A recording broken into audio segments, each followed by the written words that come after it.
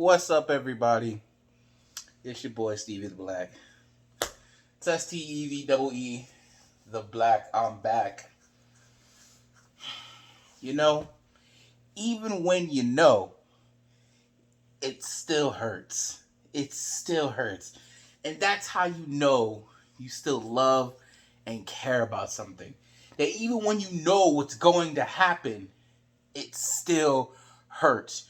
You know, after watching Endgame so many times, that Tony Stark is gonna snap his fingers and he's gonna pass away and he's gonna die. He's gonna sacrifice himself, but it still hits you in the feels. You know, you know. Uh, we watching. Let's see what else. Uh, excuse me. You know that, you know,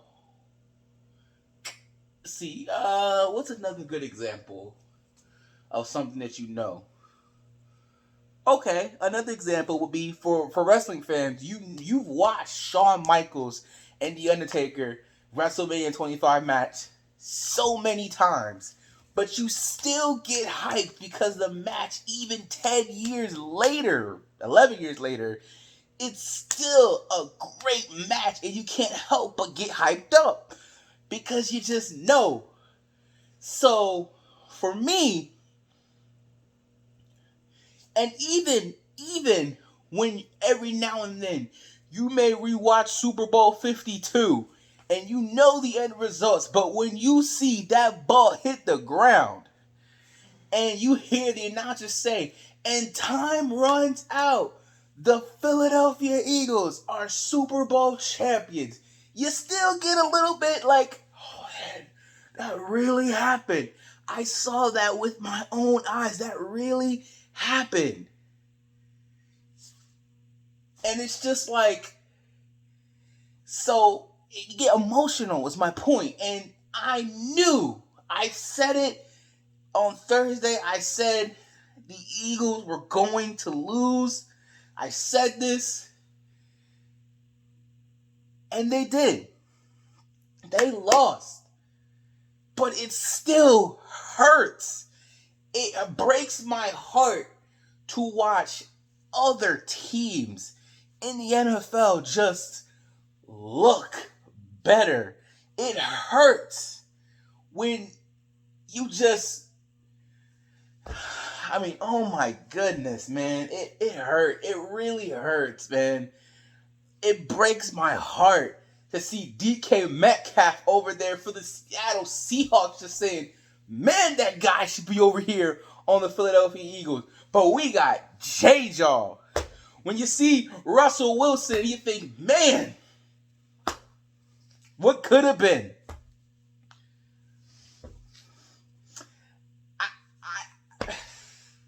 I knew the Eagles were going to lose this game.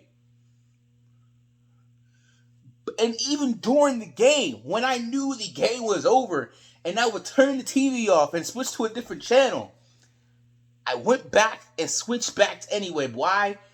Because I was just hoping maybe something would happen. And no, nothing happened. Nothing happened. And when they panned in and you saw Jeffrey Lurie, you could just see the disappointment in his eyes. You could see the hurt in his eyes. You could see the embarrassment. You could feel it. I feel it. I used to be able to walk around proudly and say, I'm a fan of the Philadelphia Eagles. And now people be like, well, who you a fan of? And I'll say, I'm an Eagles fan. Yeah, but I know we suck. And it's really, really hard, man, to say that. It really is. Because I want to pump my chest and go, I'm a Philadelphia Eagles fan. Who cares what you are?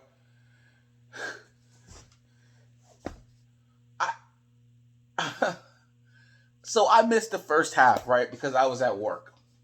So had my friend text me some the results of what was going on. And the defense pretty much played Seattle, I guess, as well as you could have, especially in the first quarter. You know, couple fourth down stops, you know, but the offense just couldn't move the ball, you know, and so, you know, you're getting the reports of, oh, we could see Jalen Hurts get some more snaps tonight. And I'm thinking, okay, not just as normal thing, but he could actually, you know, get some feasible snaps. And then he goes in, he has one pass. I think Addy said he had a false start, and then that was it. And I'm like, that's it? That's all we get? Oh my gosh. And then so I leave work, right? And I just enough time to see the final drive before halftime, and the Eagles go down the field, they score. Jake Elliott misses a field goal, and I'm like, sorry, a point after, kick after, and I'm just like, well, I understand why Doug goes for two a lot, because this man is just trash. And then Seahawks come out 3-and-out. Eagles, they're moving down the field. But then this offensive line, it's always something. And I'm tired of being a laughingstock in the NFL, man.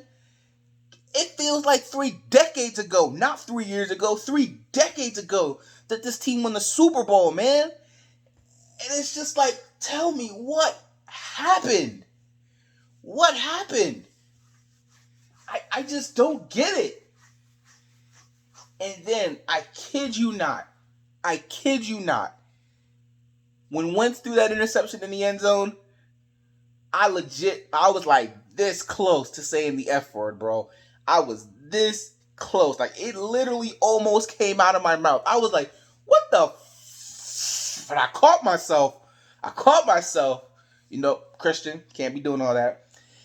But I caught myself. But that's how this man Carson Wentz makes me feel. And that he said something very interesting. He said, well, you know, Carson has one bad season and people are turning on him. And I'm like, yeah, but I'm like, there's bad, and then there's like, yo, what the, you know what? Like, what happened? And Doug and these play callers, and I'm just like, oh my goodness. Oh my goodness.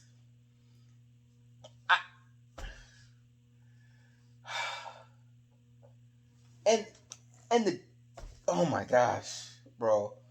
Oh my gosh. Let me get off the offense for a second. Let me go to the defense. Because the defense, for the most part, they played pretty well today. They did. You know, everyone besides Darius Slay, who looked like he was Jalen Mills on DK Metcalf. But other than that, I mean, the defense, the Seattle Seahawks only scored 2 touchdowns. They only scored 2 touchdowns, and in the second half, they held them to nothing but field goals. And so I'm thinking, man, if you could just score, you could make this a game, but they couldn't do it. And part of it was the offensive line. Part of it was Jalen Reagor, for whatever reason, who's supposed to be the speed guy, can't get separation. And I'm thinking, okay, well, use John Hightower. We know he can get some separation.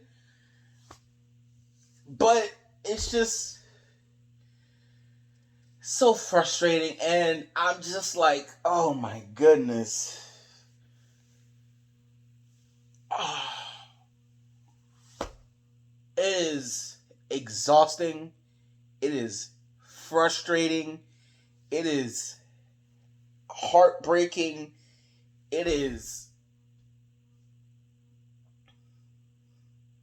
so many things. So many words that I just don't know anymore. I don't know anymore.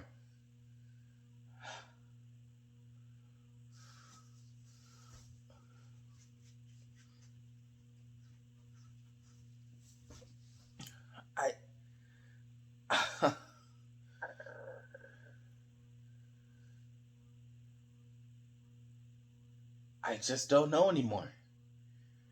I said it, and it's really happening. Again, I'm going to say it again. I said it after they lost to the Giants. I said this. I said the Eagles will not win another game. And this is their third straight loss, and it's trending in that direction. And normally, and part of me is like upset because I'm like, I know we're better than this. I know we can be better than this. I know we're better than the Giants. I know we're better than the Washington football team. I can see it. I can feel it. I know it's in there somewhere. But I'm just like, where is it? I'm digging, man. I'm digging. It's like buried treasure. I'm like, I know it's down here. I know it's down here. I heard the beep. It's in there somewhere. Where is it? Where is it? Where is it? It can't be this deep. It really cannot be this deep. And you want to give up, but you're like, I know it's down there. I know it's in there. I know this team can be great. I know this team can be explosive. I know this team can be competitive. They have a Super Bowl winning head coach. They have a top 5 talented quarterback. They got a top 5. They got an explosive running back. They've got future Hall of Famers on this offensive line. They've got dudes who you wouldn't believe are incredible. Where is this talent? Where are they? Where is it at? Where is this team that I know can be all it can be?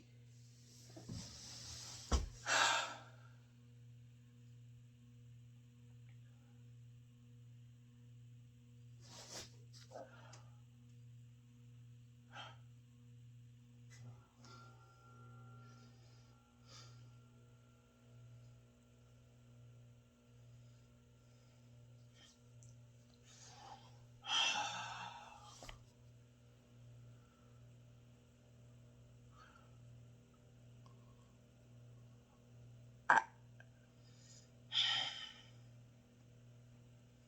man,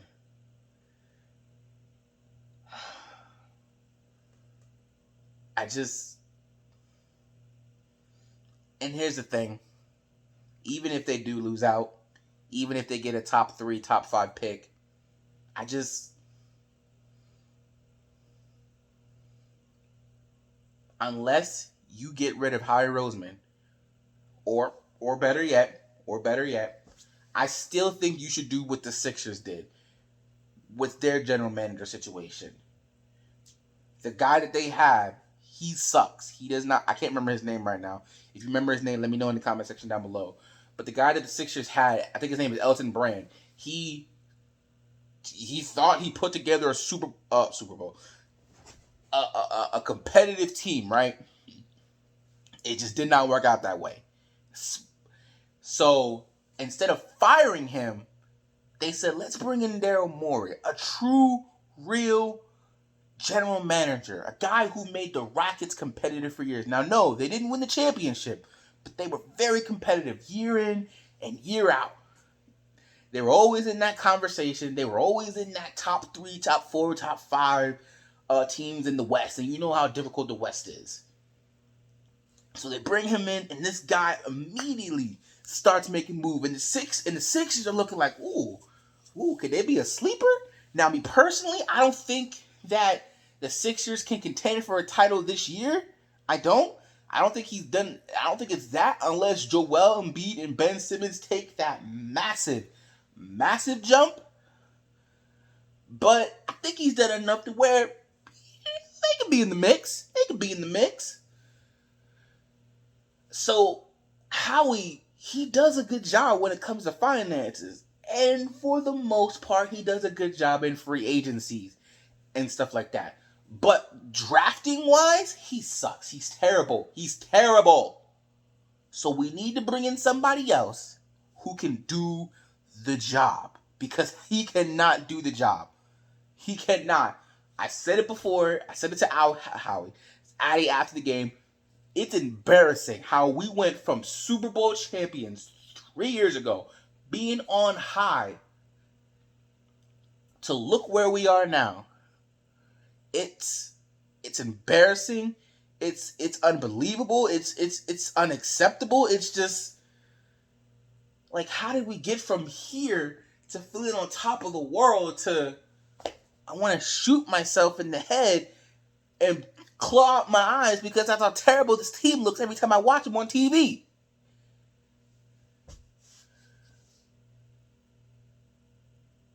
And as much as people want to fire Doug Peterson, you can't. You can't. But there is one thing you can do. Two things, actually. Number one, get a true, real offensive coordinator.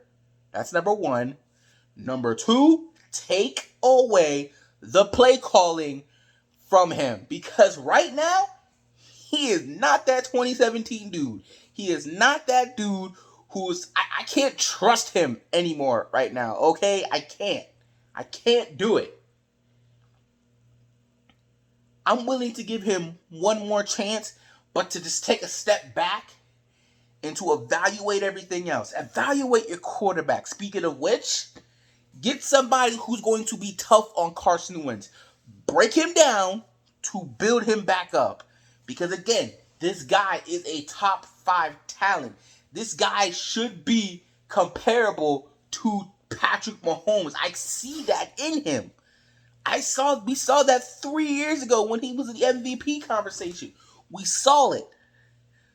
We know it's in there. But I don't know what the heck has happened.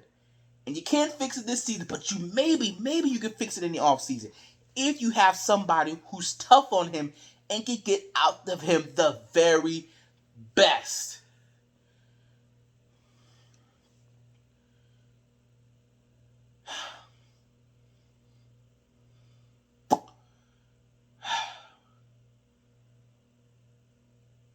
There's a lot of work to do. A lot of work to do. And I said this last year, and it took a minute. But I said this last year after we lost to Seattle in the playoff game. I said the NFC East was no longer going to be a cakewalk, that the teams were getting better. Now, it took a minute, but now you see the Giants are trending upward. Now you see the Washington football team is trending upward. Dallas, I mean, look, they don't have Dak Prescott. And if they continue to look like this with Dak Prescott, then you could say, okay, what the heck's going on? But you can't really evaluate Mike McCarthy this year. He doesn't have his quarterback. So next year, if Dallas continues to look this way, if Zeke continues to look this way, then you can say, okay, step back. Mike McCarthy's not the guy. The Cowboys are going in the wrong direction. But can't say that you don't have your quarterback. So you can give them a pass. The Eagles are the only team where you're like, you pretty much got, again, how the heck do you come back from the bye and be even worse than what you were before you went on the bye? I don't get it. I don't get it. Anyway, it's been about 18 minutes now. 18 minutes and 34 seconds.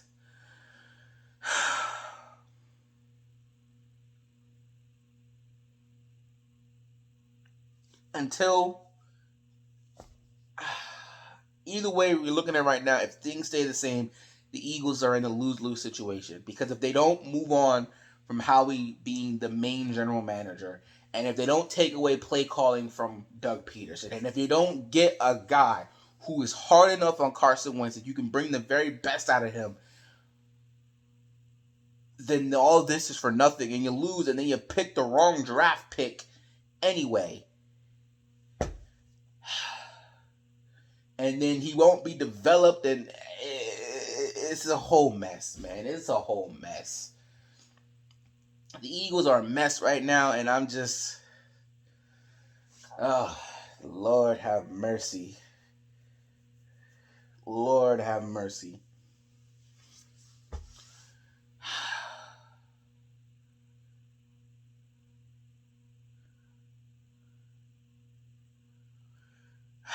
Got the Packers next week. Aaron Rodgers is going to kill us. He gonna kill us. And then Taysom Hill is gonna run all over us. And then Kyler Murray is gonna run all over us. And then Dallas will just get their revenge because they'll feel like, oh, they should have beaten us too when they played us. And then Washington will have completed the sweep. And then the Eagles will be 3-12-1. And then.